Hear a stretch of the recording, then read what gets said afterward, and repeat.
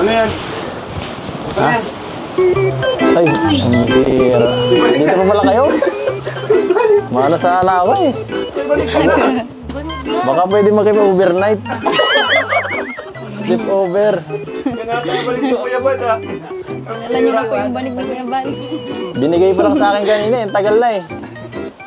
Tagal na hinahanap to. Ilan si Sam dito pwede makilatag. Kahit din lang ako sa labas. Sige po, joke lang. Ako lang bantay.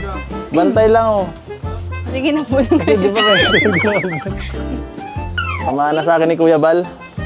Pamana sa akin ni Kuya Bal.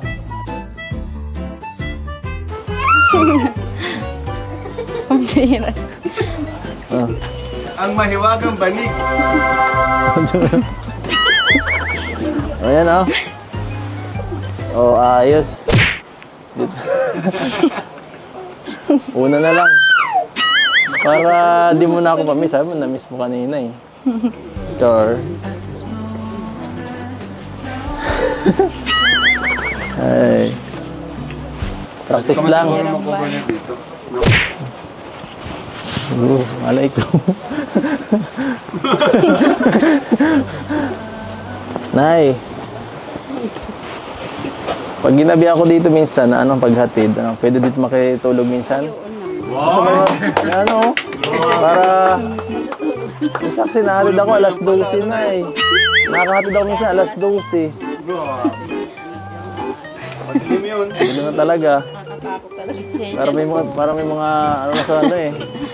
May multo sa daan. Dapat palipas ka ng gabi din. Madaling araw ka na maaga na.